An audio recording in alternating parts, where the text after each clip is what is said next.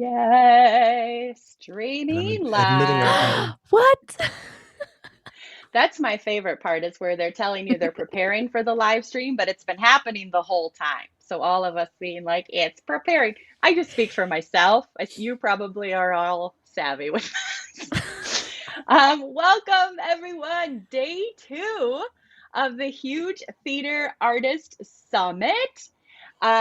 We're super pumped to have you here. We have a panel today on online improv, multinational panel. We have folks from all over the place that are going to talk about the amazing things they're doing in online improv, how they got there, the stumbling blocks along the way, great successes achieved, and we're all hoping to learn so much more from them because I think online improv's here to stay, even when we all get to open up and get back on our stages. So excited to meet all of you and hear from all of you. So I'm Rita Boersma. I'm the artistic director at Huge Theater here in Minneapolis, Minnesota.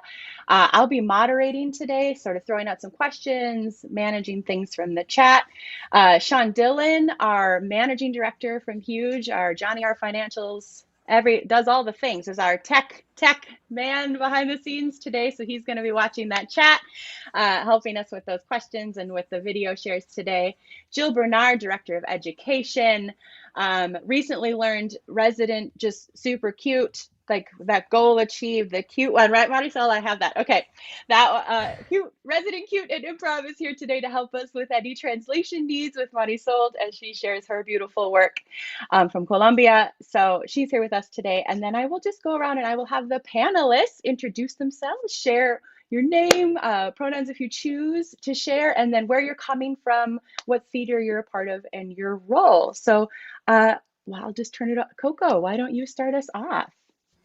Hi, my name is Coko Galore. I'm the artistic and managing director of the Bad Dog Theater in Toronto, Canada. Yay! Thank you for being here. Connor! Hi, I'm Connor Lowe. My pronouns are he, him, and I'm the technical director at Bad Dog Theater in Toronto, where I am. Toronto as well. That is where you are. Thank you. Emma. Hello, my name's Emma Wong. I guess I'm the technical director for Sunday Service. Yeah. I'm coming to you from Vancouver, Canada. Yeah. Yay. And Marisol. Hi, everybody. I am Marisol Correa. I am from Colombia. I'm an actress, an improviser, and a filmmaker too. And my English is not the best, so please excuse me. Perfect. It's perfect. We love it. Thank you for being here. We're so excited to have you all. So, yeah, there's so much we want to talk about today. We have some questions for you that we would love to hear. But how we thought it would be kind of fun to start off is for each of you, you chose something to send to us, a little bit of your online work. So I would love to throw it around and have you each speak a little bit about it. And then when you're ready, we can roll a little clip from what you sent us. Sean can get that rolling. And then just have you talk about like, why did you send this? Like, what do you love about this that represents your work and what you've been doing online with that? So yeah, I think Coko and Connor, since you are coming to us both from Bad Dog, we'll go ahead and start with you. Yeah, so I think the clip that we sent was our annual theater sports competition Globehead. Yeah. And we sent the finale episode, which was nice. Like our finale episode was Baltimore against against Atlanta. No teams from Toronto. I think for me, it was just a really great celebration of improv, like internationally, and having the internet, which is the bright side of the advantage of the internet is that we got to play with our friends, and we got to host our friends internationally. So I just thought that video was such a celebration of Yes. improv. Yeah, I picked it because my boss picked it, and Okay, Connor, I get it. Yeah. and I think there's a lot kind of happening in the background here because for Globehead and for all of our Bad Dog online shows, it's mostly split between myself and our other technician, Sean Murray, as well as Jonas Charlie, who fills in quite a bit.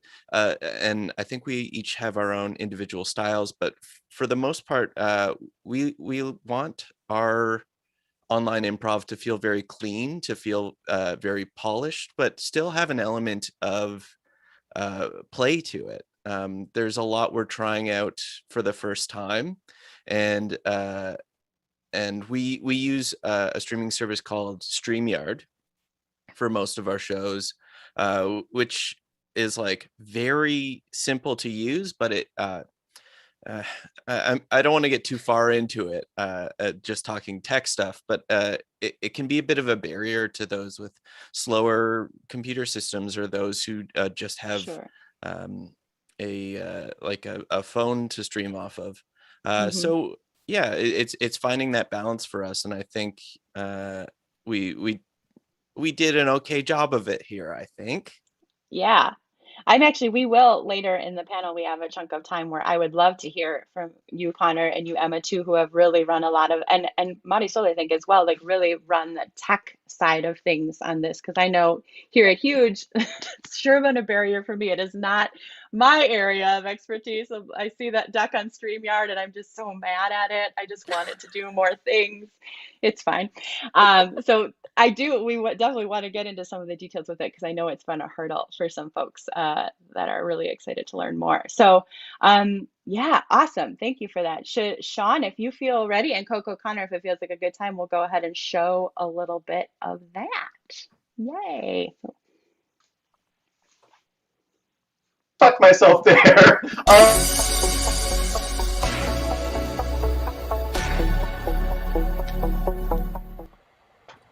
That is how we are starting the night, y'all. That was wild. Audience, was that a 1? Was it a 2? Was it a 3? Was it a 4? Or was it a 5? Coko, Julie, step in here, please, because I'm picking my jaw up off the floor. Wow. Coko, what'd you think? Okay, listen, nothing gives me more joy than Tom Rittenhouse being like, through the whole scene. That was so wonderful. Okay, I'm gonna do 4.5. Gonna do a 4 from Coko. All right, sounds 4.5, good. 4.5. 4.5. Oh, great. You know what? Let's make the math even more difficult for me tonight. Julie, you look like you have joy, just a joy face. A mix of joy and horror. I mean, like that story just feels like my lived experience most days, and then the turn it took at the end is what I'm always afraid is going to happen. Anyway, I gotta go 3.5. 3.5. All right. And I'm looking at the audience. We have we got our 5s up there. A lot of 3s coming in and a lot of 4s. So I'm going to meet it in the middle. Audience, you need to be really decisive tonight. If you want that 5, I need to see it. I'm going to give that a 4 from the audience. Whew. I'm going to make sure I keep on top of this math. Okay, Coko, Julie, you can go have a rest and relax, because we were bringing out the fam, and they're doing their first scene. And this scene is Actor's Nightmare. And we just need to start. We need a suggestion of your favorite food. Your favorite food. My favorite food is fried rice, and I have some sitting right over there that I'm going to eat once this is done. Rashid, get in here. I saw you come in. Rashid, so during this game, Rashid can only do the lines that are on a script that they have sent me. It is right here. I'm not going to share what the script is, but I'm going to scroll through. Here we go. I'm scrolling through, and I'm going to pick a page, this page right here. Okay. We're going to page 45. 45, bear with me. Yes. So hey, I'm there. You're there. I love it. Rashid in this scene will only be able to use lines from this script, and his partners in the scene can do whatever they would like. We have some amazing suggestions. We got curly fries, we got nachos, we got Doritos as your favorite food. But I'm gonna go with, I just saw it here. I want to go with chowder. Chowder. All right, this is the fam with their first scene. Make some noise for them in the chat.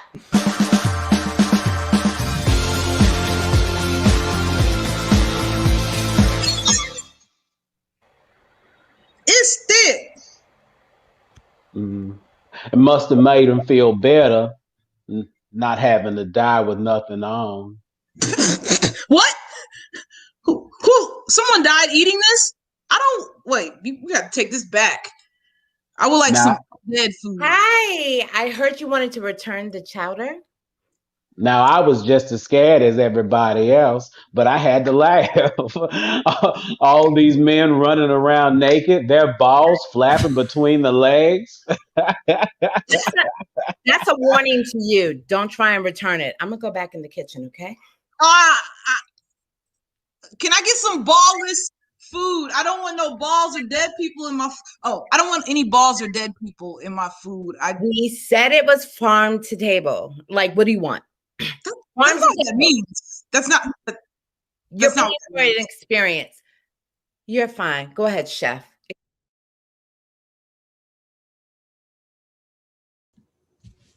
Yay. We have people in our chat who definitely want to watch the rest of that. We can share the links maybe to these. Go to Bad Dog TV to catch these amazing shows. Awesome. So all of that you were saying, Connor, is like all the movement in and out of cameras, you're controlling from behind the scenes via StreamYard, is that? Yeah, for the most part, what we do is we'll other tech Sean and myself will kind of direct traffic, control everyone's entrances and exits. But actually for theater sports, we have actors control their own entrances and exits, much the same way you would in Zoom. But pretty early on, we found we had a lot of people like turning their camera on and off too rapidly, and then everything goes wrong. So so everyone's learning. We're all figuring it out. We just took it off their plates and are taking care of it. Yeah. I love that. I think that's such an asset if you're able to have that sort of tech person behind the scenes where that's not the part you're worrying about. Like exactly, say, take that part off their plates, because it's already so strange to be like, hi, I'm in a box, I miss seeing you, to like worry that side of things, and then handle the cameras as well. And then all the branding, like your logo up there, all of that is via StreamYard as well, right? That all can get put in that way. Yeah, we were trying to replicate the feeling of how do we do a blackout? How do we turn the lights on and off? All of this stuff, and we just made a whole bunch of short videos with our favorite royalty-free music, just to kind of to get that feeling of you hit a blow line and the tech hits the blow, instead of just like, I'm gonna say something funny and then turn my camera off. Right? Or that wait where you're just like, that was we were blackout. I don't know. Yeah, that was when I watched that clip that you sent. That I love when that globe head thing. I was like, oh my gosh, that of course, that's brilliant. What a thing to use as a blackout. Yeah, Coko, anything else to share or add? Oh no, I have nothing to do with the tech, so I'm just gonna stay here and listen to Connor. But I do the whole notion of Bad Dog TV is amazing. Like you've made this whole channel, like this whole theater exists online now, which is really amazing. Because do you all have a lineup like every night there are shows? Yeah, we have shows Monday to Thursday. We have two shows, one at 7, one at 9. And then we do like an in-between season break where we do student shows, and then we get back into the season. So we do 6 weeks at a time. Wow, that's awesome. So it's 8 shows for 6 weeks. Damn, I love it. And your Bad Dog TV channel, it's YouTube? Is that the service? Yeah, so we have our own handle on YouTube. It's just Bad Dog Comedy TV. You can look us up. And we're only 12 away from 1,000 followers. Come on. Oh, get out there. Listen, Artist Summit community, get all your clicks, get everyone to subscribe. Yeah, monetize that improv. Yes, let's make it happen. That was like our greatest goal at Huge. We worked so hard. Jill did amazing bits to get us to 1,000 subscribers, and then we're like, oh, now we have to make shows. Awesome. Well, I want to know more about this. Thank you so much for sharing that. Let's see another example from Emma, Vancouver, a little more online improv. So Emma, I'll turn it over to you. And then when you're ready for the clip, Sean can go ahead and play that. Yeah, thank you so much. I kind of put together a little clip reel of the work that I do. So with the Sunday service, they kind of just shout me out at the beginning of the show, at the end of the show. So that's kind of like my little time to shine, because a lot of what I do is just sitting in the background, making sure my internet connection is stable. I stream through OBS to YouTube. So the performers don't have to worry about anything. They just have to make sure that they've got their Zoom. And then, yeah, I don't know. You could just play it. It's mostly just clips of me. Yay! That's what we want. That's what we're here for.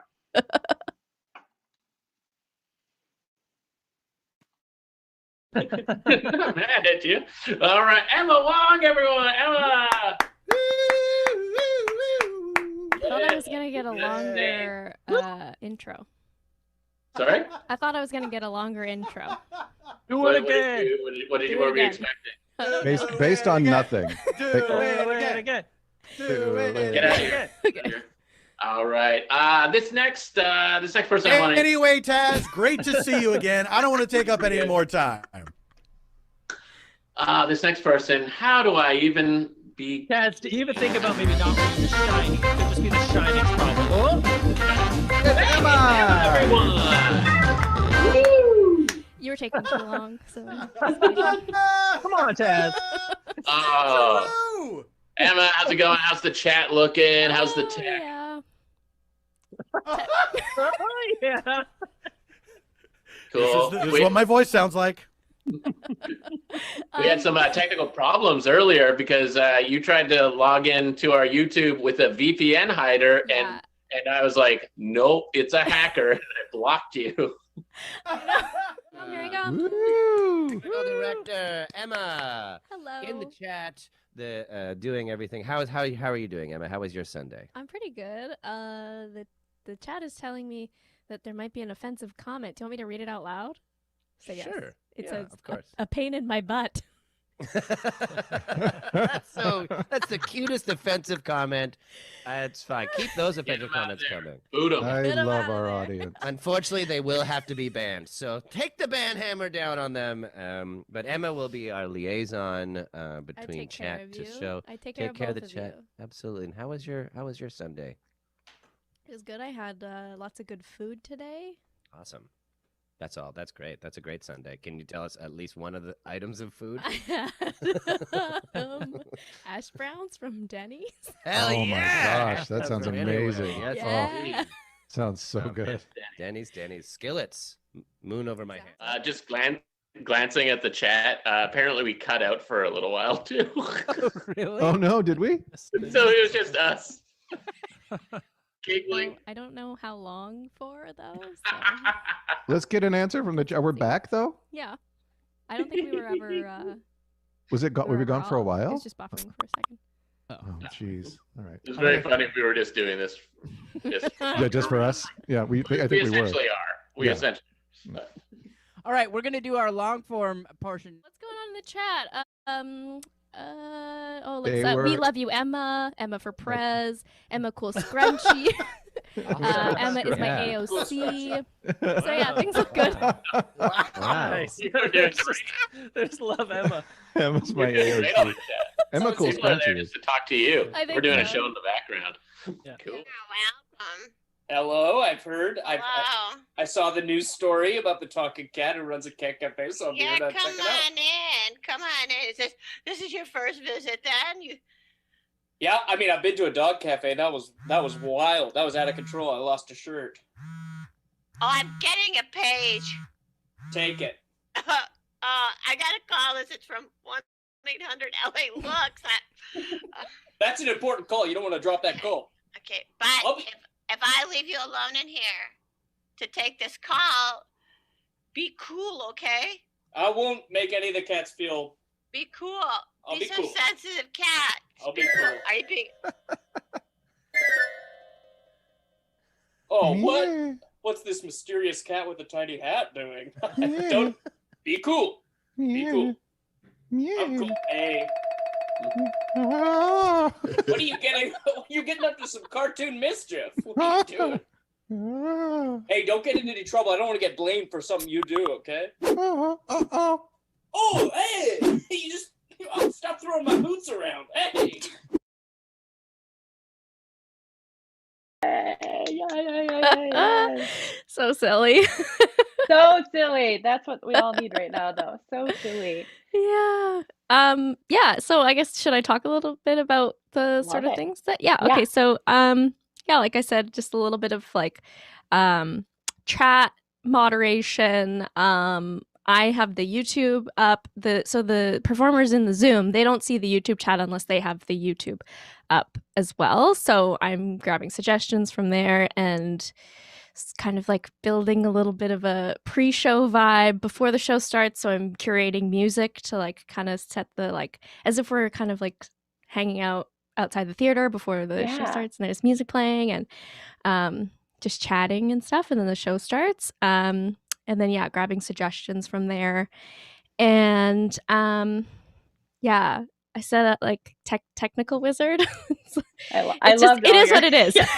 Yeah. Sometimes it drops and sometimes it doesn't. So Jill nothing put you can that really do about that.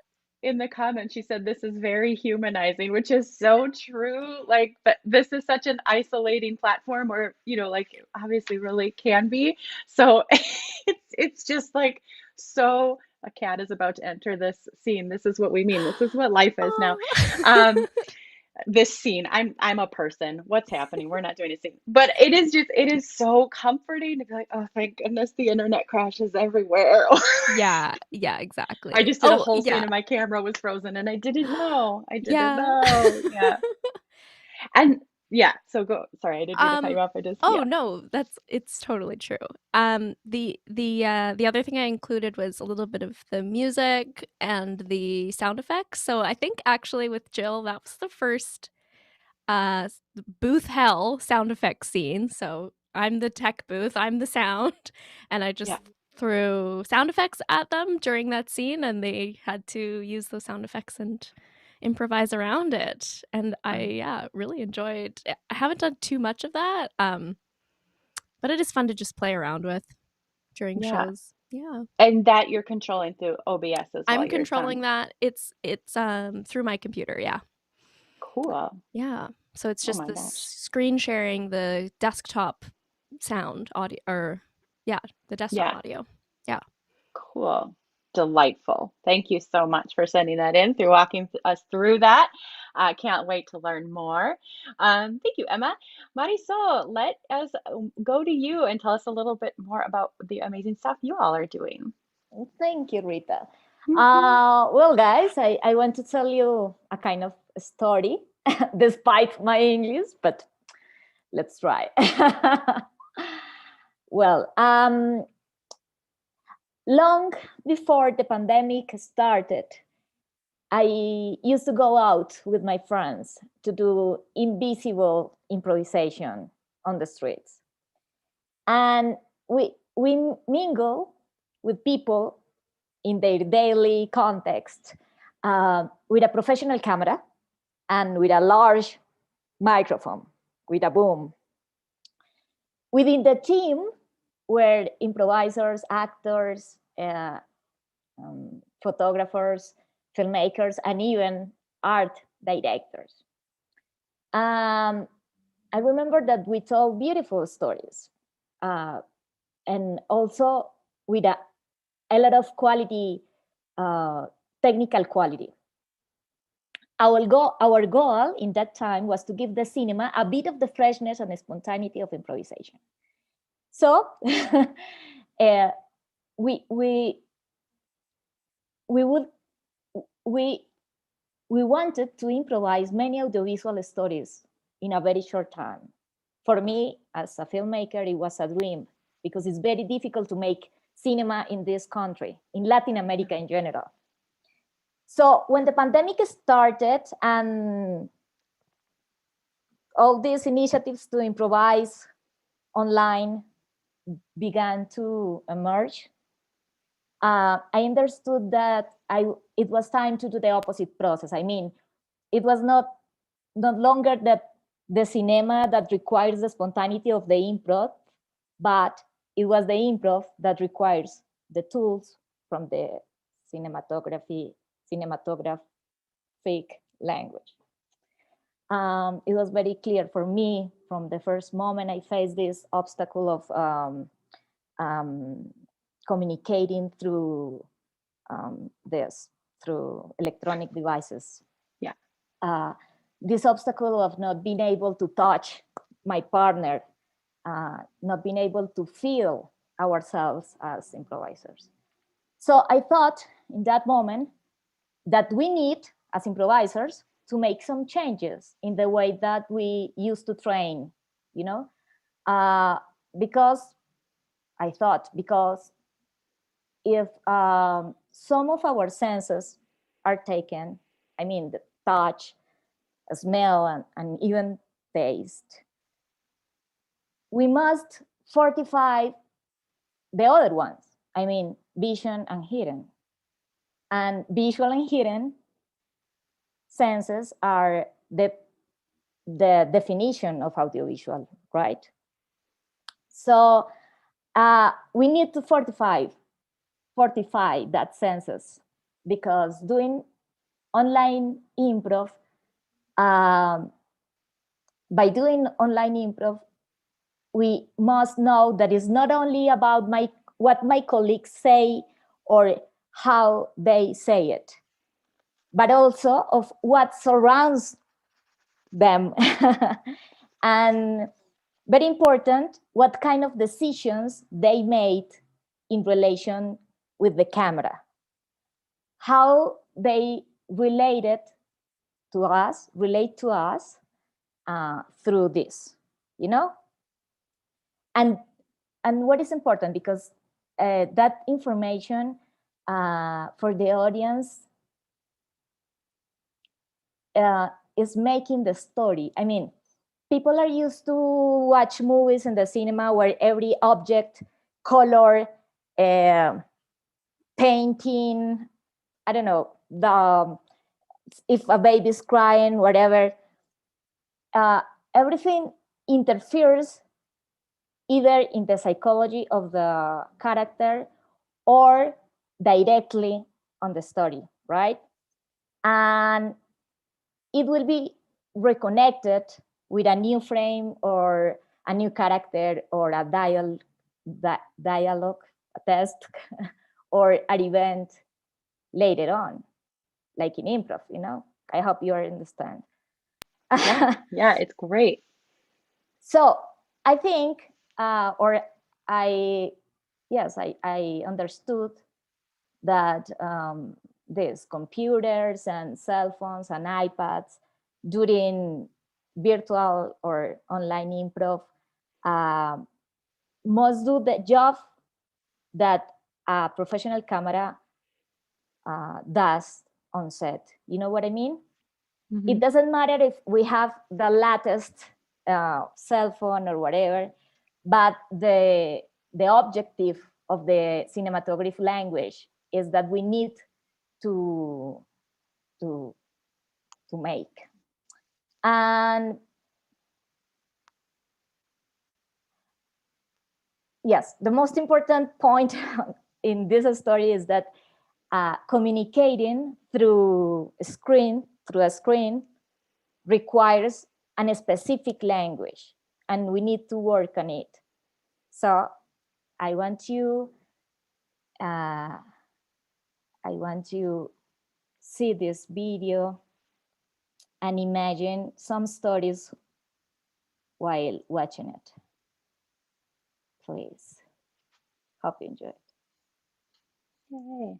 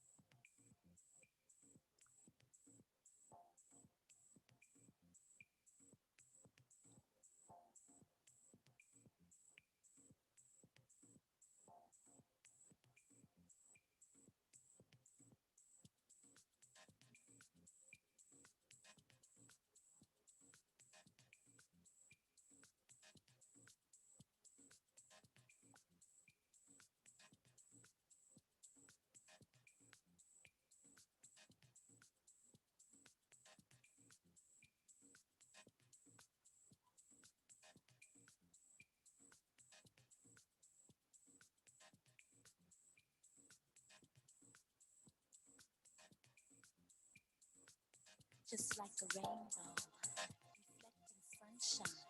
I sing the music that lives in my heart. In a minute, just a day, all my dreams may have passed away.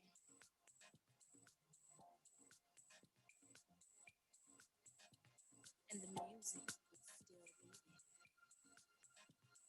forever in my heart. Forever, I'll just be alive.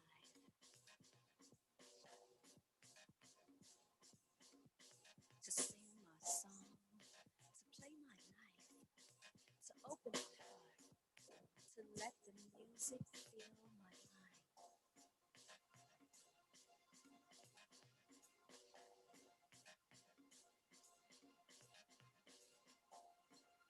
To let the music fill my mind.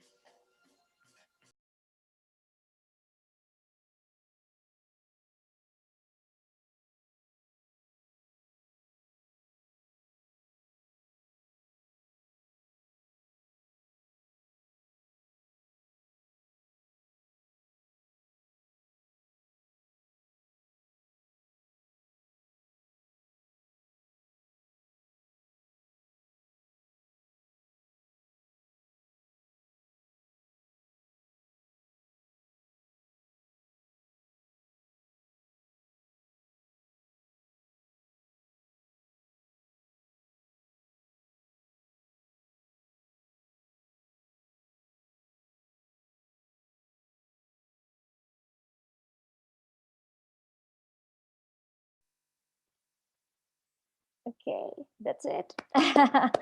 Did you listen? I'm sorry, I don't know if I shared the sound. Yes, okay. Yeah, we got, yep, yeah.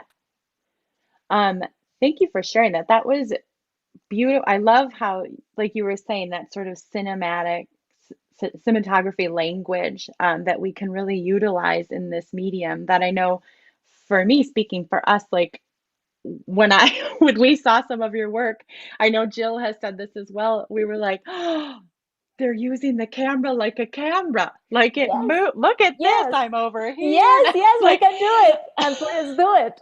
Yes, please. And that it's just so beautiful. And I know you did an improvised series. You've done this work, and we should put a link to that so folks can check that work out because it's so beautiful. It's really, really cool. Sean, maybe you can find a link and post that in the chat for folks. I have. Get all the links. Oh, Marisol has it. Great. So yeah, link to all of this. But it was really like you had a screenshot of it in this presentation, but the one where someone's phone was in their refrigerator, I think I was like, okay, yes. Because the screen is another way to communicating, and we need to learn as improvisers this new language. Yeah. Yes. Yeah. The context, the frame, is not the same. If I told you, if I'm talking to you in a close-up or in a full shot, it's not the same relation with the other person. And that's narrative too. So I think in this new way to make improv through a screen, we need to understand that many times the words are not the most important, but we can see. Yeah. I know the Coko and Daphne set that you did, I think for Improvathon, if I'm remembering correctly, was another one of those moments for me where just the way you two sort of moved around your space as like your apartments, your houses while you were talking was just, it made this already like very intimate structure and very intimate scene so much more so, just sort of like kind of from where we would see you in the camera. And I think that's such a cool use of this language, of this medium. Yes, it is. This show, its name is Minimal Improvisations, more or less. And when we did it on the theater, it has intimacy mood, But when we can bring the camera to our space, to our bed, our bedroom, our, I don't know, bathroom. It's too much intimate. And it is really beautiful because we can take advantage of this, for example, to talk slowly and, it's very intimate. If you can take advantage of this, I think that we can make audiovisual stories through the improv. We can make many audiovisual stories and beautiful stories. Totally. I love that. And I would love to hear from others too. Like we heard that from Marisol, like that idea you said of sort of fortifying like vision and sound. That's a benefit we have with this medium, of moving it into this medium. What other kind of, like, if folks haven't shared this yet, like what have you found exciting or interesting about doing online improv? Like, why did you want to do it? What moved you toward it? Just kind of bounce around, whoever wants to. To me?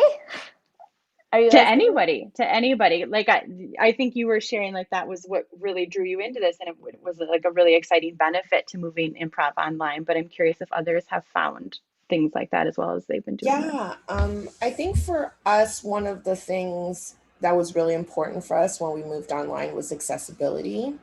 So all of a sudden we can expand our audience beyond the people who can attend the theater. And I think I also agree with Marisol, like in the sense that we can now play cinematically, close up, far away. You can move to the back of the room. So there is an intimacy, and I think there is an attention to detail that comes with improvising online, that when you're doing it on stage, only the person who you're playing with can feel that energy, but now you get to expand that to the audience.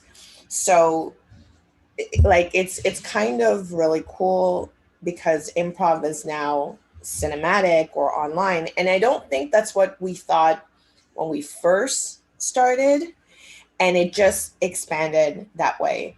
And I think for our theater, I don't want to speak for Connor, but I think Connor and Sean and Jonas have found some really amazing ways, like as a live stream technician, to support the players as we do that, like, and kind of not only duplicate what we had live, like the energy that we had live, or come as close to it as possible, but also change it so that now it's expansive. Yeah. Yeah. Connor, yeah. I know Coko mentioned this off the top, but like my ability to see like the fam from Baltimore or my friends from Atlanta or like John Gebratatios, I've seen more in the past little while than in the past few years. Like just being able to play with people I wouldn't normally be able to play with. In addition to that, like the realizing the importance of the chat. If someone was having a full conversation in the audience of a live show, I would be furious. And now it's incredible. Like it's really, we had a theater and a bar, and now they're both in the same place. Yeah. Where people could hang out and form communities, and we get to see that part of it now, which is really great. Yeah, I have found a real love. I'm so glad you brought that up, Connor, too, because that was a thing that I didn't expect to love, but in the way that I do now is like, oh, it is actually so cool to process our shows along with the audience. Like we never get to do that. And what an interesting connection to be able to make. Yeah, because like the chat is basically what the audience is actually thinking as they're laughing. So in a live setting, you hear the laugh and you're like, oh, that's funny. But you might not necessarily know which line is funny if they're doing like a sequence of laughs, but you get to see that in a chat. And I think we discovered that like the first show we did, Connor, when we did Hookup last year, we were like, whoa, what's happening? We thought it was going to be annoying, but it was actually really great. And like Connor says, it is the community showing up in the chat. So there's like multiple reasons to love the chat. Yeah, I love that. I love that. Emma, anything from you? I know we've thrown around a lot and you talked to it a little bit before. Yeah, just tacking on the end of that, the importance of the chat. You get the same people coming back and watching the shows. Especially, yeah, like with Sunday Service, there's all these jokes that have happened like from last summer that still show up in the chat that somebody in the audience remembers, and then it's when the people on stage in the show, they acknowledge it and they recognize it. There's that connection there, and it creates this really good community, this really good vibe that we're all sort of on the same page. And yeah, I love reading their conversations. They're chatting as if it's just the group of a group of friends watching, and they're just chatting in the chat. It's really interesting to read their conversations. Totally. Yeah. I think all that chat thing too. We had a question come in from YouTube who asked like, how has using online tools changed the relationship between improvisers and audience? And I think that's like just one of the biggest ones. It's like, oh, we get to watch what you think now in a way we never could. And I know I was someone up front who was just like, I feel so separated from the audience. There's not connection. Like I just wanted to feel like it was so much harder than it was. And it took me a while to recognize, oh my gosh, it's almost a more intimate connection to your audience because they're just typing out what they say. And also, excuse me, Rita, Marisol, yeah. It's an opportunity to connect with another improvisers from other countries that you never thought you can play. And that is amazing. Yeah. And that's the part I hope never goes away. This has been such an incredible year of getting to perform and meet people that I've only read about or heard about or watched from afar, or got to see like one weekend in a festival. And it's just been such a treasure to truly connect this global community of improvisers. Yeah. What a treat. What a treat. I'm curious because a lot of people ask about it. We had lots of questions, just in general. I know Hugh just had questions about it as well. Like, what sort of pitfalls or bigger obstacles to getting it up and going online did you run into and overcome? If there's anyone who wants to speak to that, like what was hard and how did you make it better? There's so many hard things. Yeah, Connor. Yeah, I wanted it to be perfect, and it wasn't. It still isn't, but like I think in trying things and failing a bunch, I sound like a Silicon Valley guy. Yeah, it was really failure. And no. In just accepting that, like we want to get the talent first and then figure out all the technical stuff later. So there are shows where like we'll switch from StreamYard to Zoom like 10 minutes before the show because someone's connection can't handle it. And having them on the show is better than not having them on the show. And, just my own personal ideas about it were my biggest obstacles. Yeah, that's super real. I feel that. Yeah, anyone else run into a specific, the tech, Zoom. Wi-Fi. I think one thing, I think one thing we're still trying to figure out is like how to get live captioning and how that can serve the audience. So we have closed captioning where you can see it after the fact, but I would love for us to move into a space where we have live captioning so that people who need it can have that in real time and join in. So that way we get to expand our audience and be more inclusive. Yeah. And are you, Coko too, are you talking like, because there's the function on Zoom now that has it. And does it send it to your YouTube stream? But it's not perfect. I mean, if you do it through Zoom, yes. So we might try that out. Like, hey, surprise, Connor, we might try it out. We have one show that we do through Zoom. So I'm like, but I was more talking, but it's still not the same as having a person dedicated to it. captioning. And I think it's important for us to understand that that is taking care of that person who needs it, having a person caption it live. So yeah, so trying to work out how that can look or feel. I don't think we've done it through StreamYard. It's something that I think we need to figure out in the long run as we keep going. Totally. Yeah, this new position we hadn't ever thought of before. Yeah. Sean does right. Just for anyone watching, we do apologize. We did not have our live captioning, our auto live captioning turned on to this meeting ahead of time. So that's on us. Sorry, everyone. Later, YouTube will caption it, but oh, yes, accessibility at the forefront and something we're all working toward as well. I'm trying to find now another question came in. Oh, this is an interesting one that does anybody find themselves, he writes, do performers explain how improv works more because of the need to explain the interface as well? Do you ever find that at the top of the show where you feel like you've had to walk through it more? I think this is what this person is asking, or you just went like, yeah,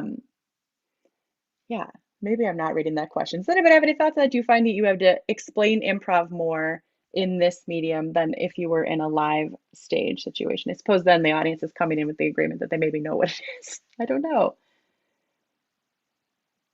Kirk, I'm sorry. If you want to redirect, if we're not answering your question the right way, let us know. We'll come back to it. Oh, Coko. Yes, Coco's going to make, because we're in that middle time right here in Central Standard Time where it's morning to afternoon. So there, you start with a gloss, you move to a lipstick in the afternoon. So we're going to want to be prepared for that transition.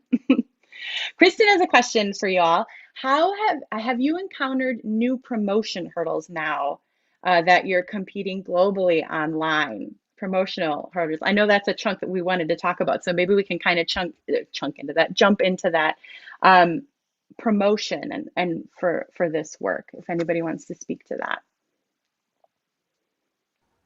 I can just say quickly. It's mostly I find it's going through like a Facebook event and Instagram, and then also the ticket sales. Like sometimes it's always different where people are selling tickets, so you can do like those, like PayPals and donations and buy me a coffee or Ko-fi, all those different things. Eventbrite. It's just sharing those things, like putting them in link in bio. Like I see that all the time, and then on Facebook, and I don't even really use Facebook anymore, except for like seeing what events are happening online. So yeah, I mean, yeah, that's all I have to say. Yeah. Are you all ticketing in some form, ticketing your shows, or is it more you're just streaming it live and it's donation based? That's how we're doing it here. We tried for one show to sort of ticket with a link, and our systems just weren't set up well for it. So we just kind of stream and then ask for a suggested ticket price donation. Are folks doing something other than that that they want to share at all, or does that seem to be the? It's the ticket donation or donate to a local charity or something as your admission price. Yeah. Cool. I think one of the challenges that we're facing is that we're now competing with like Netflix and Disney Plus and Amazon Prime. Because when you're on YouTube, like anybody can click off, they can watch 3 seconds of it and then just be like, I don't feel like it, and then click off and go watch whatever else they're watching. So trying to retain the audience through making your show interesting is a different challenge than if someone buys a ticket, comes into the theater and sits through 40 minutes and then writes a scathing review after. That's very different. Oh, Yelp. Thank you. Yeah. An interesting thing I found there is like our audiences start to fall off after 45 minutes, whereas like they would sit through an hour-long show live, no problem. But seeing our numbers like hit that 45-minute mark and then drop kind of forces us to rethink the kinds of shows we're doing and how people are watching them, and like, are you setting it up on your laptop as you make dinner kind of thing? And yeah, that's definitely been something we've been working on as well. Yeah. Marisol, I think you sometimes sell tickets in a package, in a subscription. So if you come to one show, you get tickets for the next 3. And I feel like I've logged into more Minimas shows because I already have the link, and I don't read Spanish that well, so I just click the button because I think I have to. Is that true? Did I make that up? Yes, we create different kind of promotions for people to come to the season, because we were making shows during 6 months from July to December. So there were many shows. So people could buy some tickets. Subscription. Más barato. I don't know how to say that. Cheaper. Cheaper. And people come. And many times they don't, but anyway, they paid for it. Yeah, they don't necessarily come, but they have they have a ticket. They could. Yes. And then after, do the shows live somewhere after that, Marisol, or is it just they like an improv in theater experience where it's just that's the time you get to watch it?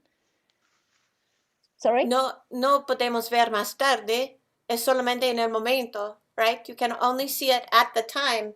It's not on YouTube later. Yes, no, just on the time. Yeah. Yes. Yeah. Cool. And if you misunderstand the time zone, you did that. You did that. That's been our promotional learning, putting time zones on everything. That's a thing we didn't think of before, and how many of us messed that up a million times. Us. Yeah, we find that too, like that. I thought for me as a performer also, not only as the artistic director of Huge, like sort of creating these shows and putting them up, but also as a performer, and then talking to other performers about it, there is an adjustment you have to make, because when you have to do a show for 2 people sitting in your audience in front of you, and you get to see those 2 people or those 100 people, it really feeds what you're doing, and we just sort of have this mental contract in our brains about the numbers showing up.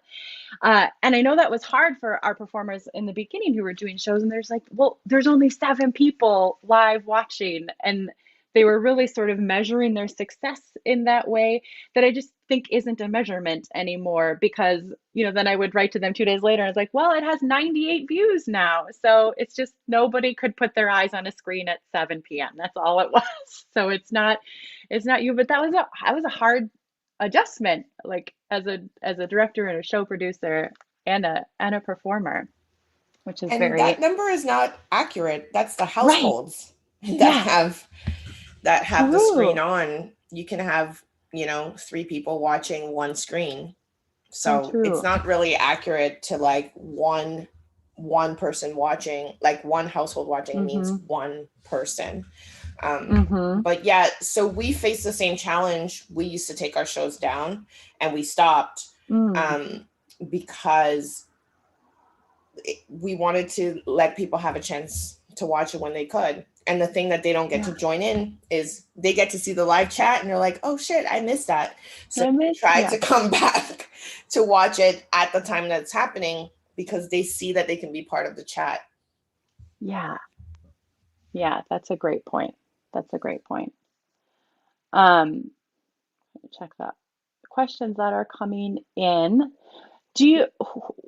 What would you offer, sort of knowing the things that we've had so far, like advice to folks who maybe want to start a show? Because like we said before, I really do think it's probably here to stay in some form or another, for all the reasons we said, for accessibility, for global connection, for just another aspect of that your theater can offer, just another offering once we're back in person.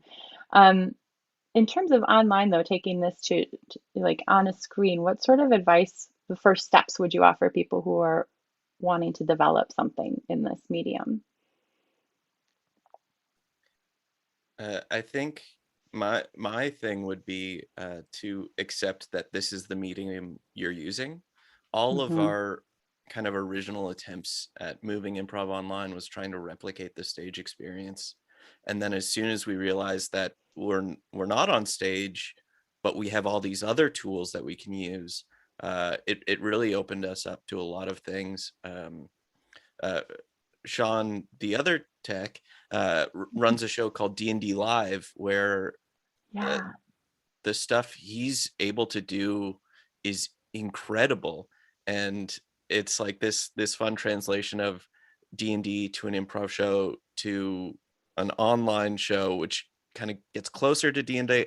It's so strange, but all of the great graphics and visuals and like effects he manages to create are incredible, and we would have never had that live.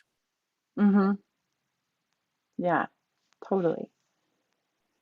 I think it's important to understand that it's not the same in any way.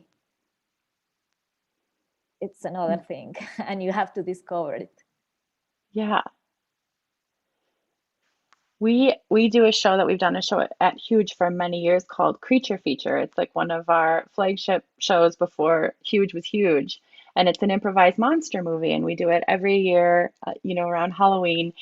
And we wanted to try it this year when I was like, I think we should take this online. Like, what an opportunity to just make a new strange thing that isn't like, that is Creature Feature, but also isn't. And so, we assembled this cast who had done the show many times before on stage and directors who had directed it. And we got started, and it was so funny because everyone, myself included, in the rehearsal process, we just kept trying to recreate the stage show, which the stage show spent 10 years trying to make a movie on stage. So it was like this moment with the cast where I was like, we're trying to make a movie, and we can make it look like a movie now. The things we spend all this doing these edits where the camera zooms in to the eyeball on the ground, like we would put those edits and those mechanisms into the stage show because we could never zoom in on our eyeball in a way for our audiences on stage. And now we could, and it was such a funny crack to see happen in that cast when they're like, oh, so then next rehearsal, they have like fake blood tablets, and I was like, yes, now we're talking. So that is such an important thing to recognize. You're not making the same thing. Like you were saying, Marisol. Yeah, it is. You have to go in knowing you're making something totally different and accept that it's not the things some of us got very used to, like you said, Connor. I love that. Yeah. Any other things you would offer folks just kind of starting out in this medium? Here we are a year in on it. Oh, cool. Okay. Go to another. Oh, Connor, reading your comment on the best way to get people to come to the show is making them think they have to. Tell me more about that. Yeah, no, like I just click on any link that I get from Minimas, and I just go and watch a show. Yeah. So I'm going to send up an automated system that every time we go live, it goes straight to Jill, and then we're guaranteed views. If you could write it in French, I will be like, I guess I have to. I don't read French. So I'm going to click. Yeah. That's another position we each employ now, is someone who can just translate your promotional materials and then send it out. So people are like, well, I better do it. That seems, I'm not sure what everything says, but I'm going, wait a minute, quick pause. Coko we did the lipstick change. It looks great. Took us right into the afternoon, sailing in smooth. I love it. Heather Baldwin asks all of you, and this is kind of what we were just talking, do you have a plan in place already? Do you already have that sense that you will continue online shows after the pandemic sort of subsides and we get back to in-person shows, whether it's Zoom shows, recording your live in-person shows that people can watch at home. Anybody have plans in that realm for your various theaters already? Are you keeping Just it Connor and secret? us smiling because because we're like, are we? We are for sure planning on continuing, right, Connor? Yeah. When we started setting this up, Coko was very clear that this is not a stopgap. This is our chance to really make things accessible to a lot of people who haven't before. So while we're building this, let's build it in a way that it can keep going. And that's the great thing about, hitting 1,000 subscribers, which I'm sure we will by the end of this video. Smash that button, everyone. Get over there. Is it becomes a priority. And yeah, I think that emphasis from the beginning of making sure that we can keep doing this and not throw away all the lessons we've learned over the past year it's great. It's great. I just want to say that we're one away from 1,000. we're not one away from 1,000. Everyone, this panel is over. Stop and go email everyone you know. Make a bunch of bank accounts. Yay! We're so close. We're at $9.99. Yay! Oh, we're gonna get there. That we're gonna get there. I think to even add to what Connor is saying, when we go back in person, when we go back to like in-person theater, I think what will be important is discovering a new way to do it online. So then the question will be, should we all be in the same location? Do we just have dedicated shows for streaming? Do we just multicam? So then those are the questions so our medium has to just keep evolving and we have to keep trying to serve the audience and the community. And I think that's what's important to think about as we keep pushing forward. Yeah. I agree with Coko, and also with this is online improv is not just a solution for this situation. It's another window to make art, So the future projects will involve technical issues, but also is a way to go to different people, to different audience who don't go to theater for any reason, Yeah. I think in the future we are going to do both things, and sometimes they will mixed. Yeah. Yeah, I think there's this direct feedback too from interacting with the chat and in the comments. People ask, will you continue? Like, will I still be able to watch shows when things go back? So it is good to oh my goodness! Whoa! Look Congratulations. At that. Yay! Yay! Emma thought before Thank you so much. 1K. 1K, monetize that. Way to go, everyone. Way to make things happen for our friends in Bad Dog Comedy TV. I love it. That's Yay. so awesome. Yay. That's very exciting. I wish John G is always here with the pew pew pew sound. That's what I need right now. I need that sound. Why don't I have it on my phone? Pew pew pew. Sorry, Emma, you were saying that's so exciting though. Yay. Yeah, no, I forget what I was saying. That was just so awesome. No. I think you were talking about the chat. You were talking about the chat. Right.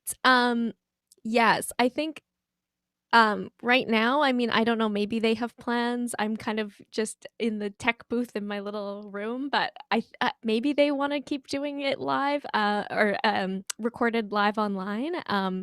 But whatever the plan is, there's definitely people out there who, for whatever reason can't come to the show or don't go out. And it would just be great to get that straight into their homes. Even if I think the first Sunday service show that was online, it started out with this crazy long, chaotic Instagram live that was just the members of Sunday service on the Instagram live, joining the live and kind of just hyping up this show that was going to happen. But I think what had happened was the video, they had done a pre-recorded show live, but it hadn't been uploaded. And then when it was supposed to go live, that's when the upload started. So they had to kind of vamp for it. Felt like it was like maybe 2 hours long, this Instagram live. Oh no! Before the show actually went Feels so live real. on YouTube. So that was the first one. And then I think the second one after that, it was everyone was at home in their homes doing their shows. So I think without that sort of mix up at the beginning about upload time, I think that would be a genuinely fun and creative way if you have some people in the audience to kind of give suggestions, and then the rest of the audience is at home watching and they can go and watch it later. I think that is definitely it's needed, I think. Mm-hmm. Yeah. I love that. I would love to know some of the, and I know we've touched on some of it, but some of the real like technical stuff of your work, like getting that set up, like I know we talked about StreamYard and OBS were two of the actual platforms and streaming services that you're using. I know we had a question come in, like, is there any benefit, and have you done like streaming to two services? Like, is it going to YouTube and to something else? And what is your experience been with that? We've had, like, I know we struggled with that when we were trying to figure out our Improvathon and everything. We were like trying to do a Discord thing and also a YouTube thing, and then we switch it on in the middle of a 28-hour improv marathon. We just cut ties and change course. So I'd be curious about that. And then another, just sort of, I'll throw it out and anybody can kind of start speaking to it. But Marisol, I'm also curious, and from anybody, sort of structurally developing your show. Like, I know it's improvised, the series you do, Marisol, but like those amazing, very cinematic kind of setups, is that something you're all establishing ahead of time before you're doing that show? Yeah. Marisol. ¿Cómo preparar las escenas y qué programas y herramientas están usando? Well, in Latin America, we are very recursive. So all the time we use Zoom, and that's all. It's so simple like that. We had a structure for the show. I mean, the first scene are two people, and then you have the structure of a format. And then we had a technician like Sean today who make the magic, because he all the time was like in television. I don't know how to say that. I don't know how to say that in Spanish either. Wait. Well, it doesn't matter. This technician choose the principal frame or combine it, or sometimes at the end of the season, we were exploring the possibility of use some 3 or 4 cameras for space. So we can, I don't know, different point of views of the same scene, and the technician could see the whole frames, but choose the principal for people, because we have this session, I don't know, the name is that panelist and guest. Yes. So the guests can see just who is the host scene. That's clear? Yeah. So we, at the end of the year, we were making like TV, improv TV, So if I was at my house right now, I could have like my computer with this camera angle and like a phone with yes, this an camera. iPad, another computer, and that's because that was a possibility. I can't say that word. That was an option because at that moment in November, December, people, I mean, quarantine was open, so we can join 2 improvisers for a country, you know. So these 2 people was in their space and other 2 in their space, right? And we have 2 phones, 2 computers, and 2 iPads, and we have many points of view, like a reality, you know. But everything with Zoom and with a technician behind. That's all. Your technician is brilliant with Yes. which Yes. mic, like the feedback. Oh my gosh, the couple of times we tried as Yes. a non-tech brilliant human trying Yes, that. he is. What a cool use, like to think that way of course, like on a film, you'd put cameras at a million different places, and to have someone be able to bounce around to that to give that feel, that's really Marisol, cool. I keep telling people about the scene where Sergio was loading the washing machine. Yes. And so we saw him loading the washing machine, but his phone was inside the washing machine. So we also saw the point of view of the clothes coming into the and I was just at my house screaming with how beautiful that was. And then the scene before, Mariana was taking dishes out of a box, but her phone was in the box. So we saw up as the things were coming out of the box, but we also saw the wide view of her in the kitchen. And we also saw her partner also in a kitchen that had a similar color, so it felt like the same kitchen. It was beautiful. Yes, the most important thing of this process is that every improviser can take decisions during the moment from with the camera, you know. They can understand that I want to show a feeling, so they choose a close-up, for example, to see the expression on the eyes. Or I need that people know that I'm in the kitchen, so they choose a full shot, you know. And each improviser can do that in the moment. So that was a real a beautiful process for everyone. I love that. And all through Zoom. So the platform you are using is just Zoom. Yes. Really cool. Connor and Emma, I know OBS and StreamYard. Can you talk a little bit about technically to some of those things? Also, like, what do you love about them? What benefit have you really seen in using those to stream your shows? Can I just do a quick shout out to Ayaka's Kitchen first? Because Ayaka's Kitchen streams on StreamYard and she does a multicam. So Ayaka makes a sushi roll every Monday. And one of the cameras is zoomed in on her hand making the sushi roll. And the other one is like forward facing as she's talking to the other person who's contributing the ingredients. So I just have to give a shout out to her because she was like, oh, I'm going to multi from like last June. And we were like, what? Just mind blown. So I just really needed to give a shout out to Ayaka's Kitchen before we continue because it's just really cool. You get to see the zoom in on her hand as she's rolling a live sushi.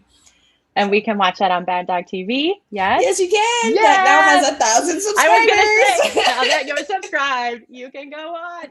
That's awesome. And to have thought of it, like, I'm so impressed, like, so long ago when all of us were just like, how does the computer work?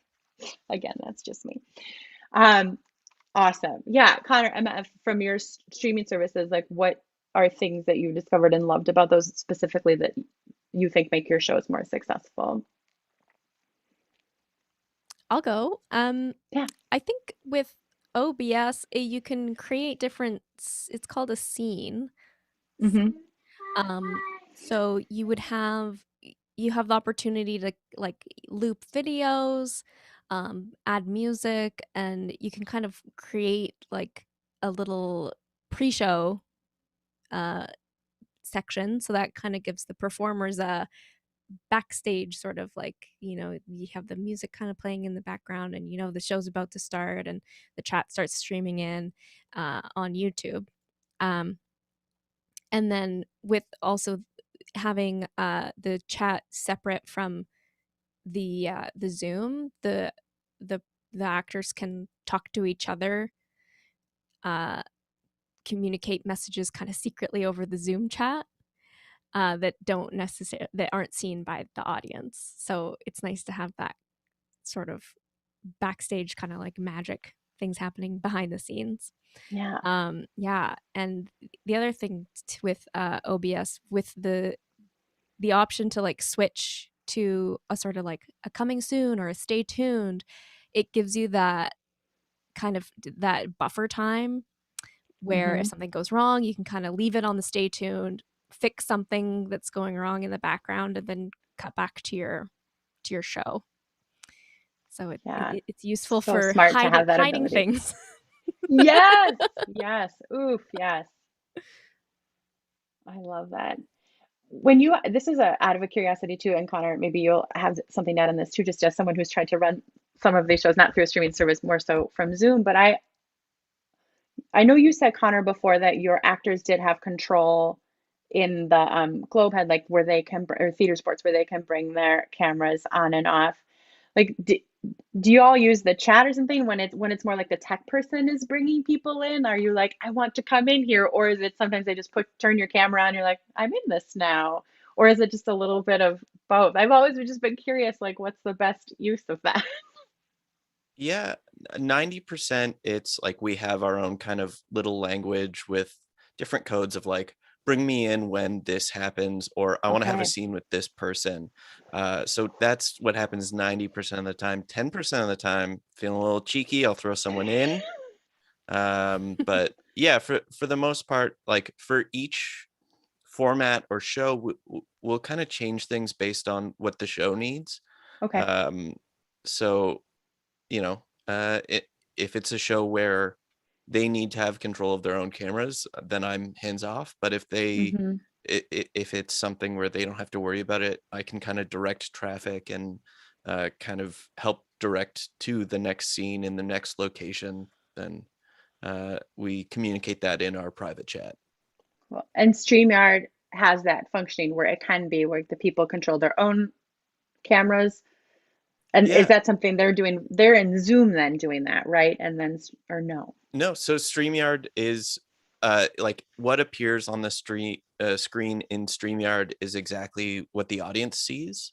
So it's it's got kind of this live chat functionality, and then there's on the side, much like Zoom, a private chat, and then another tab for public comments. So if we're streaming to Twitch and YouTube, Twitch comments and YouTube comments will show up there for everyone.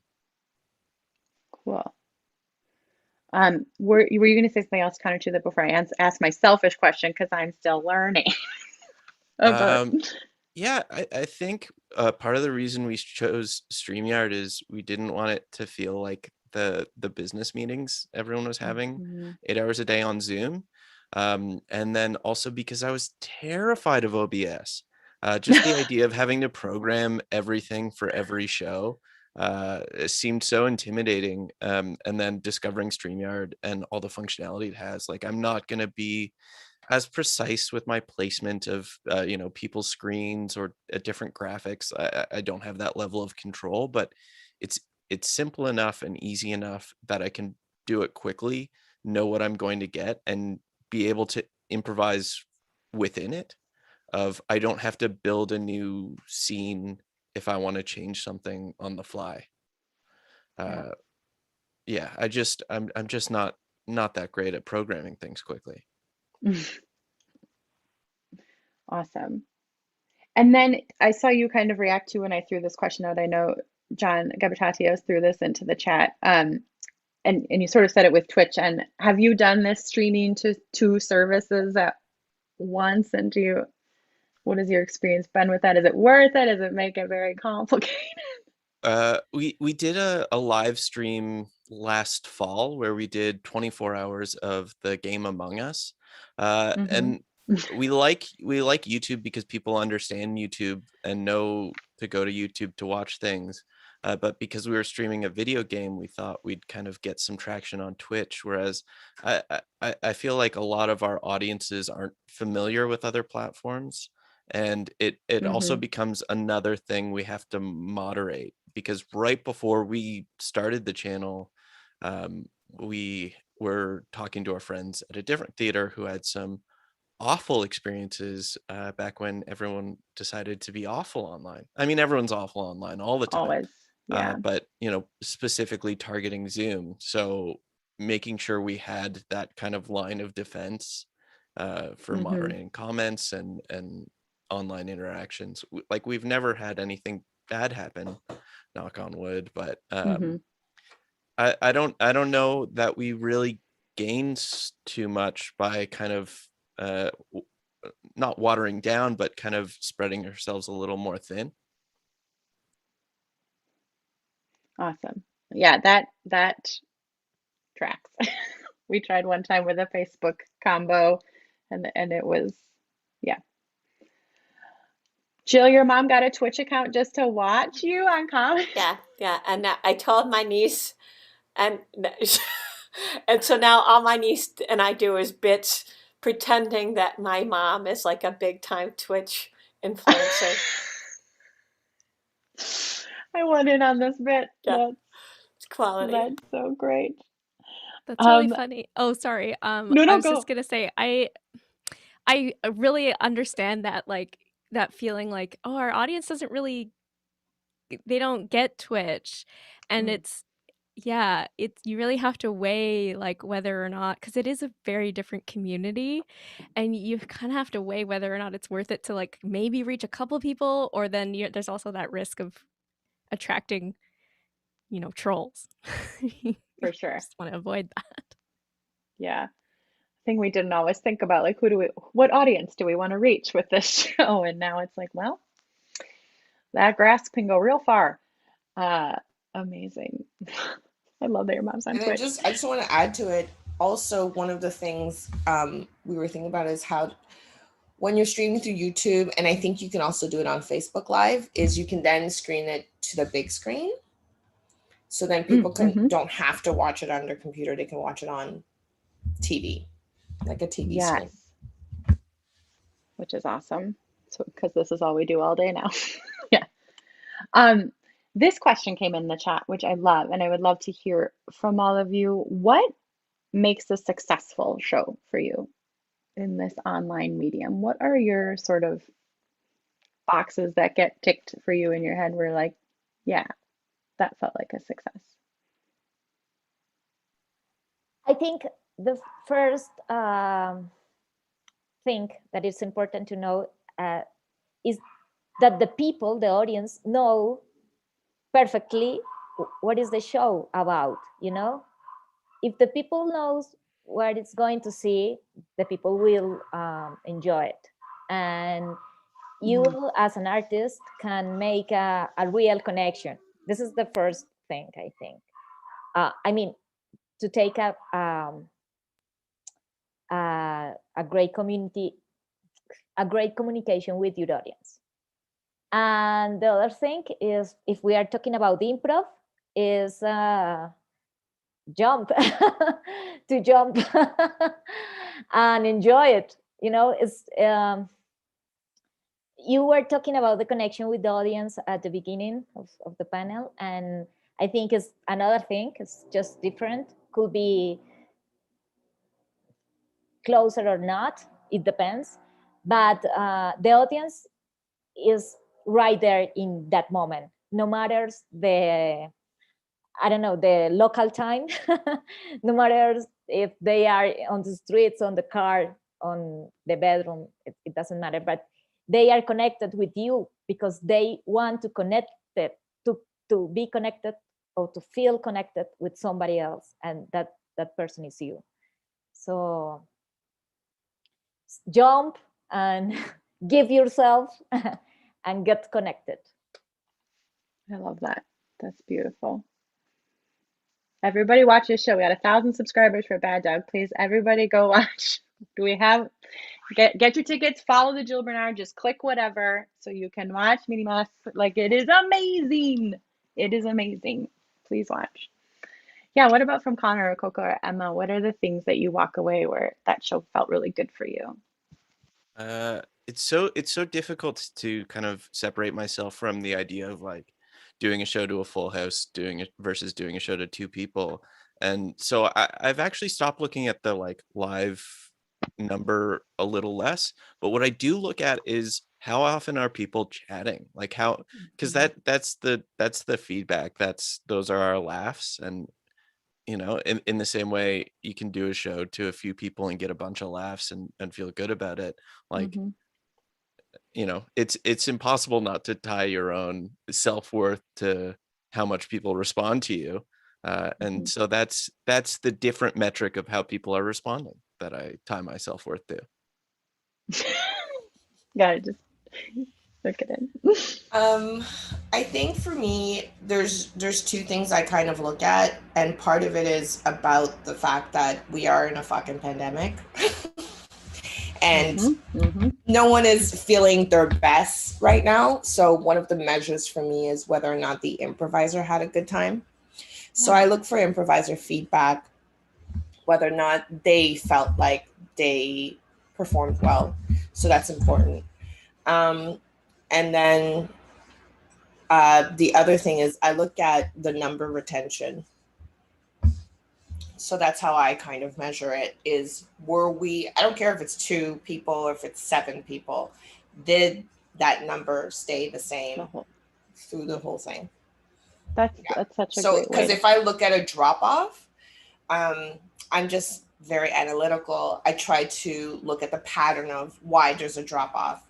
What are we talking about that leads to a drop off? What are we doing that leads to a drop off? And then the more you see that, you start seeing patterns of why people stop watching certain things, so you can kind of tweak it as you keep going. We've learned a lot, I think, through the last year of like how to retain.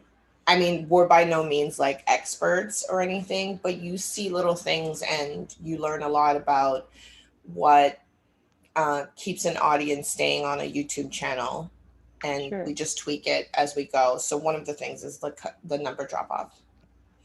That's really interesting. And I love that. Like, if those 2 people, you kept them engaged the whole time, that feels like aces on us. Like, that's great. What a great thing to put in the noodle. Yeah, I 100% agree with that. The watching how long people are watching, how much they're chatting, and then where does it drop off? Those are I think those are even the 3 analytics that are just automatically on YouTube. It's like when you're streaming through the YouTube streaming manager, it says like stream health is the first one. So your internet connection. Sometimes it tells you if like your audio cut out, and then it tells you how many people are watching, how long the average watch time is, and then there's the little graph with the little thing that goes up when people are watching, and then when it goes down.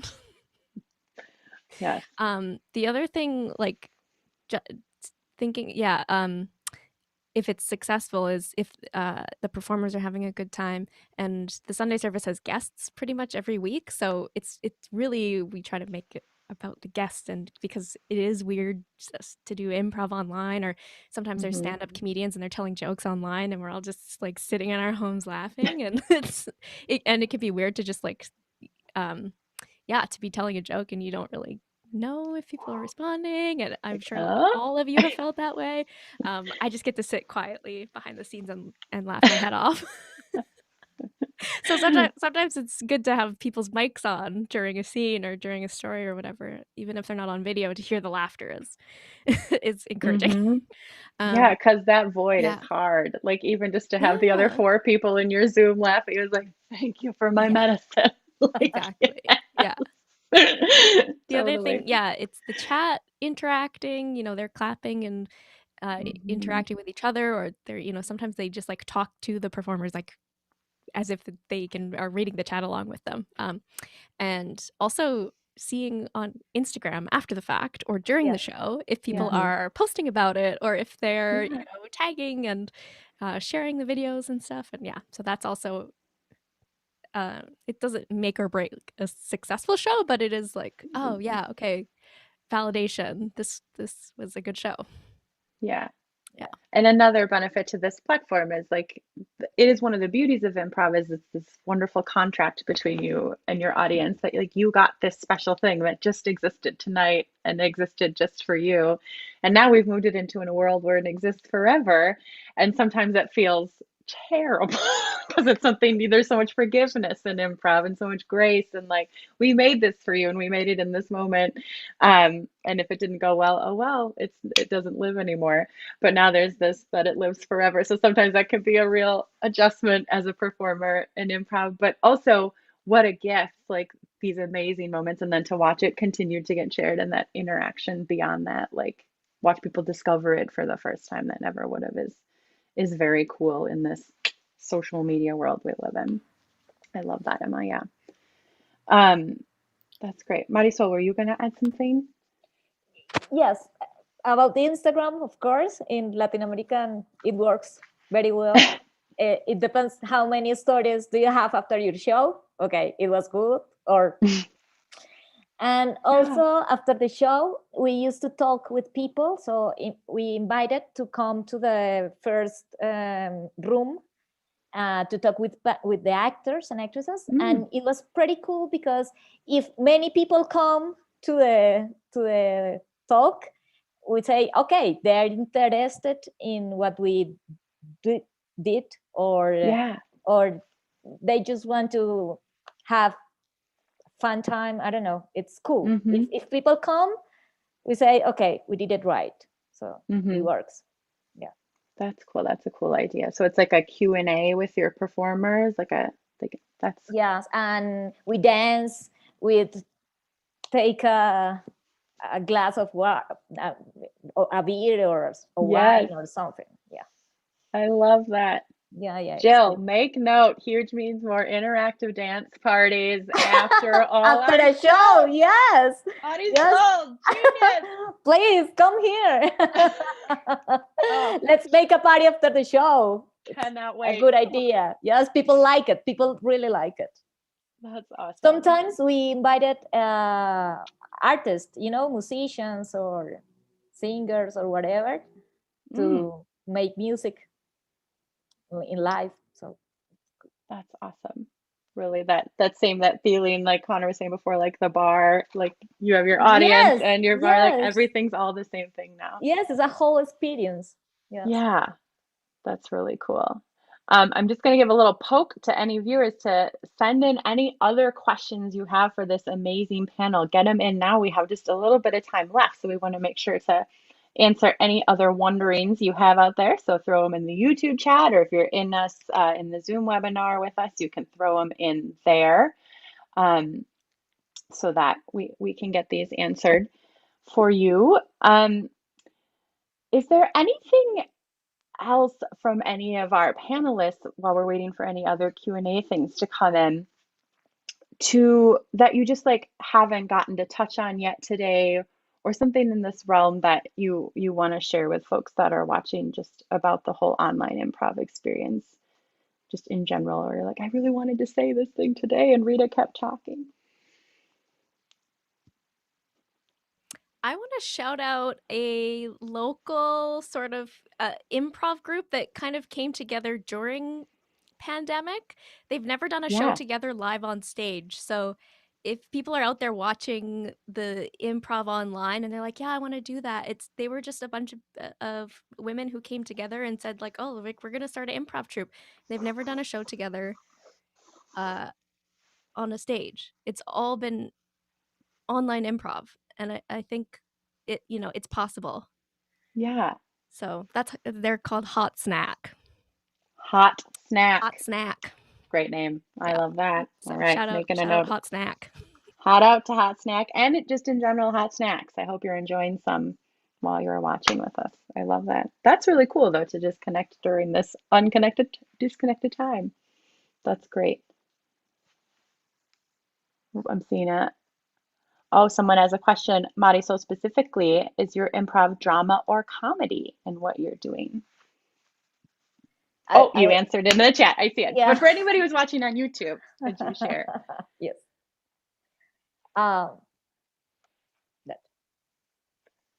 So, yeah, so you wrote, somebody asked if it was, and you and Marisol, you wrote both, but it is not competitive, so the most of the time it turns to drama.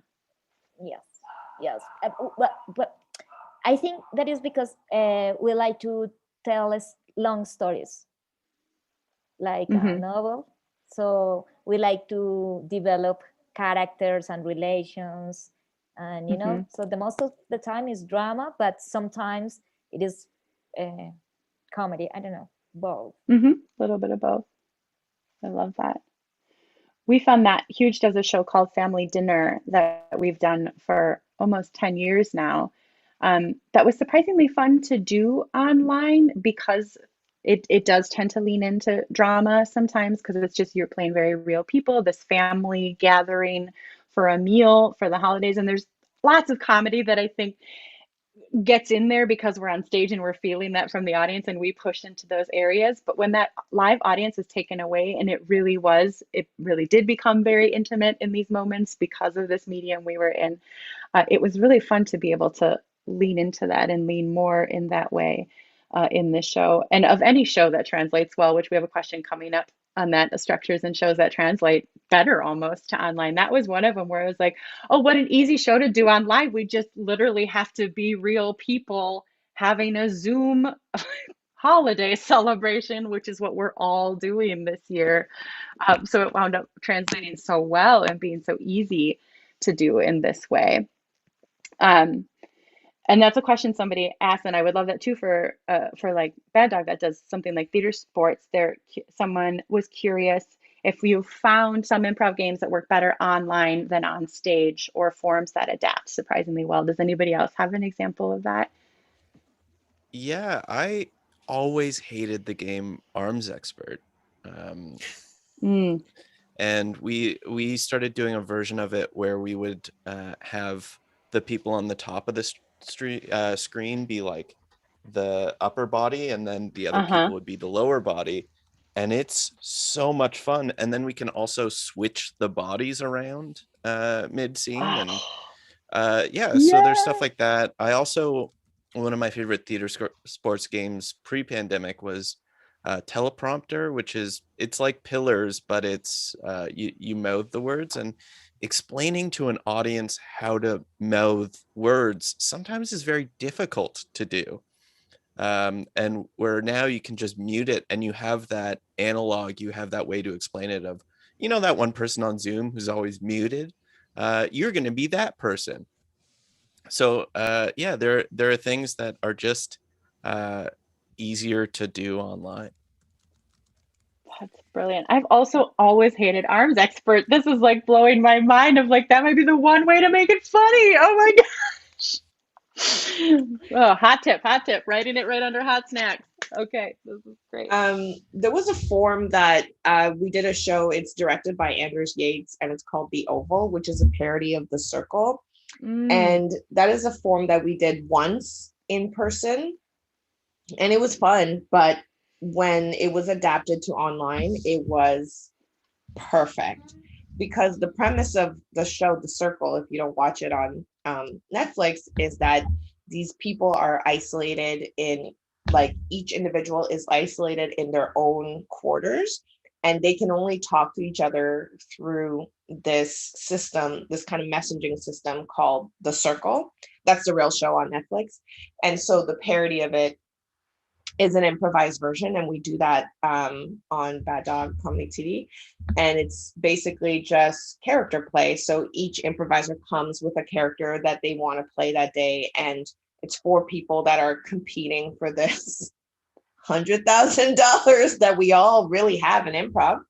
So it's a format that we did once in person, and we do it now online, and it's perfect online because it speaks to being in isolation and trying to build relationships with people when you don't really know them and stuff like that. So it's really cool. It's coming back for season 3. Yay! Bad Dog TV, subscribe if you haven't yet. Bad Dog Comedy TV.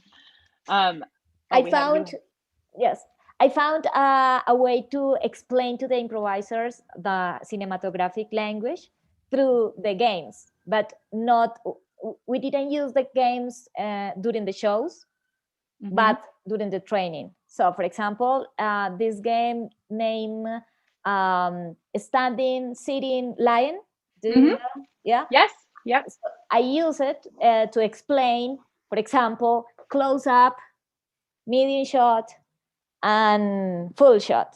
So at the same time, in one scene, 3 improvisers has to be in a different shot. So you have to change. Never 2 of them could be in the same shot. That's it. With many games, I did that. It was funny, but for the training, not for the show. I love that, Marisol. What a brilliant way to like. I'm a great teacher. Yes, clearly. All of anybody doing improv online, use this tool. That's so great. I love that. We got one coming in from YouTube. Do you have a go-to reference? Any go-to references you use in improv? What are some of them, and why do you use them? Go-to references. Anyone? Like references to explain improv, or Yeah, I don't references understand in the terms question. of like Yeah. in terms of go-to references, all of mine are bad. There you go.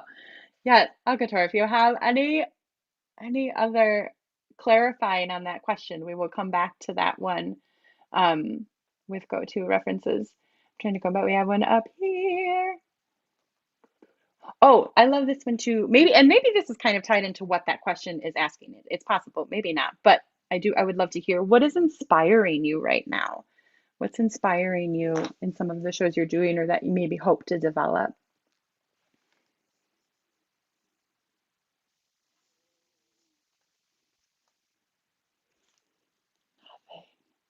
Everyone's really tired of this pandemic. I know.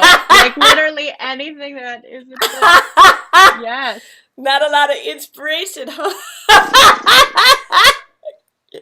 All of us just are like, say, yeah. No, Emma, go. Oh, no, I'll just say, like, a lot of the scenes that come up on Sunday service, they're inspired by the guests, whatever they're working on. People are writing jokes, they're writing music. We had a musical guest, and she played live guitar and keyboard and sang, and so we listened to some of her music, and then the improvisers just took bits and pieces and then ran with that. So yeah, kind of just collectively, like, what people's experiences are, hearing about that and then going with that.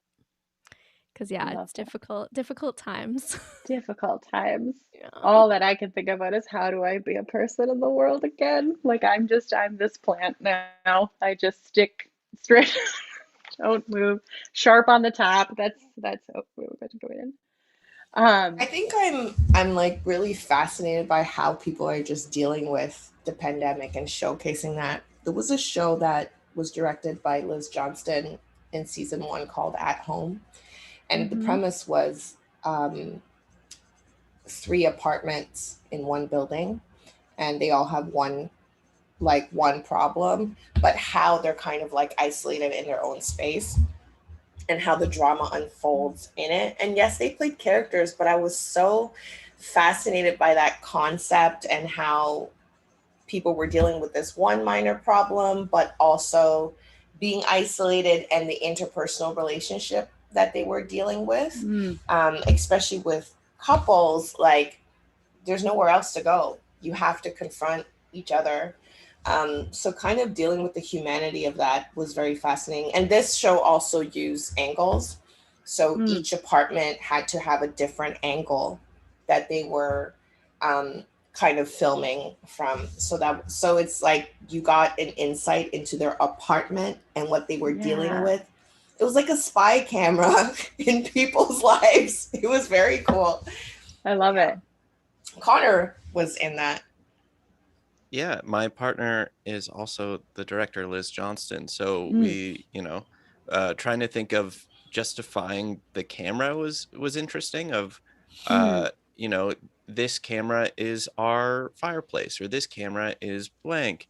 And yeah, the difference between acting in front of a computer screen versus rewiring your brain to like acting to camera was interesting. In terms that of like what's inspiring me is just, you know, the audiences at the dog park. It's the only place where I can talk to people in person and get laughs and hear jokes from other people. My neighbor Linda is a hoot. Oh, get Linda on a show. Let's meet her.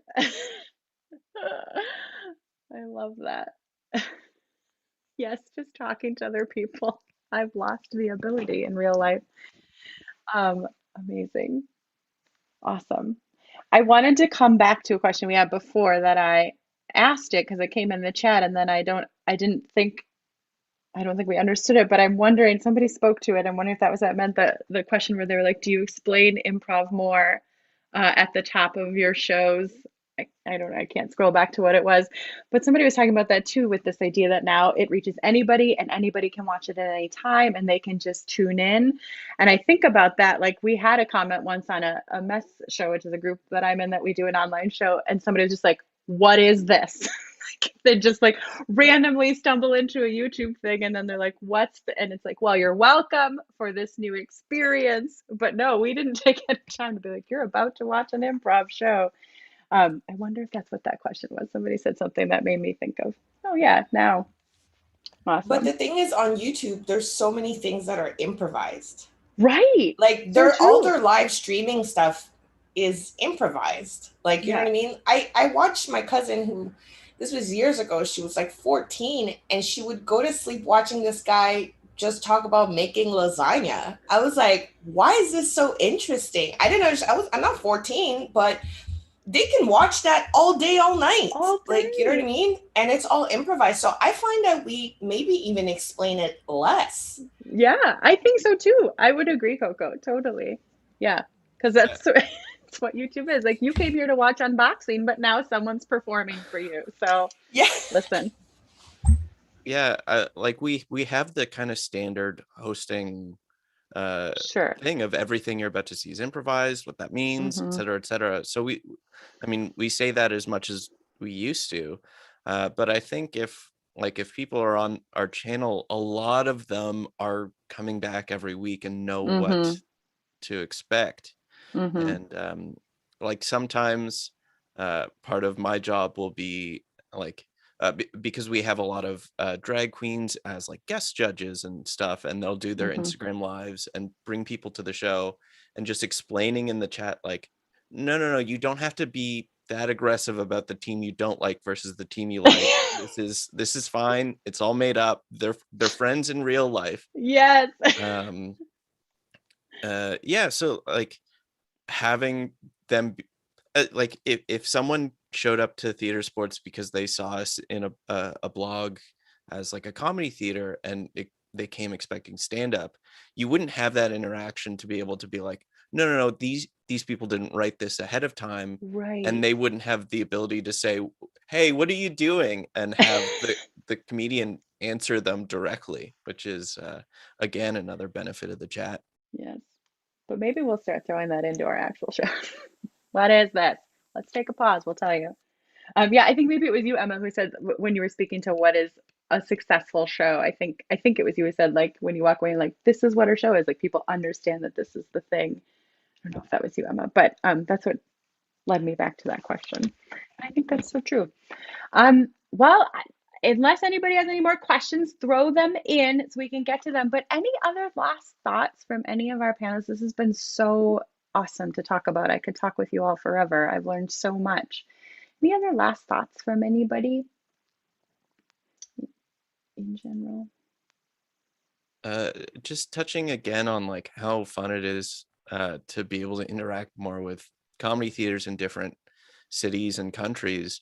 You know, I'm by no means an expert in any of this, but I'm always happy to explain my workflow and talk about other people's workflow. So I'm Connor, Connor, at Bad Dog Theater, spelled the Canadian way, re.com. And yeah, if you want to chat tech stuff, like we're not hoarding our secrets. So yeah, isn't that the tagline bad comedy? Hoarding our secrets since hoarding 19 our secrets. Yeah. I love it. Yeah, anything from Marisol or Coko or Emma? Any last thoughts? Or last plugs? Get those in too. Where can we go to see all your brilliant work? Wait, I have a plug. Obviously, Bad Dog Comedy TV, but my sketch troupe just released our album. We're called Public Works. The album is called Condo Art. It's available on all the streaming services, and you can buy it on Bandcamp and get some bonus tracks. And please do it. We're in a pandemic. I could really use support. I love it. Put it in the link here, Connor, on Zoom, and Sean will pop that over on YouTube. I love that. Let's do it. Marisol, where can we watch Minimas? Tell us. We want to see it all. Follow me on Instagram. We will put it in. I'm smart in Spanish. You are brilliant in English. This was beautiful. And I truly plug as well, and just sort of stalking you slightly to get ready for this. And Jill's just saying your praises since the start of this. I've been watching, and it's just beautiful work you're doing. So I cannot recommend it enough to watch and follow, just with what they're doing cinematically online. Just it's truly beautiful, truly beautiful. So thank you for being a part of it. And do check it out. I think somebody way back had a question online, like, how do you interact with shows in other languages? And if you are looking to interact with a show in Spanish, I can't recommend this one highly enough. It's really awesome. Thank you. Yeah, Thank you, yes. Yeah, Emma, any plugs? Coko?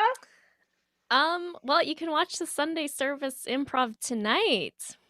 It's Sunday. Yes. You know what you're doing this evening, everyone. Yeah. It's Sunday at 9 p.m. Pacific, so a little bit late. But yeah, it's a fun show, and I'm there, and you can come see what I do and what they do. I love it. I love it. Thanks. Yes. Any links anybody wants to include, put them in, and Sean will translate them over. Sure. Coko, any last plugs?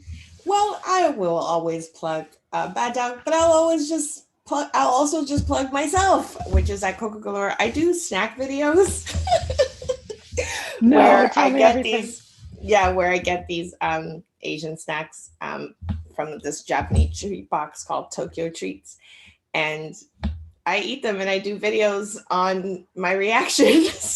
Okay, I'm in.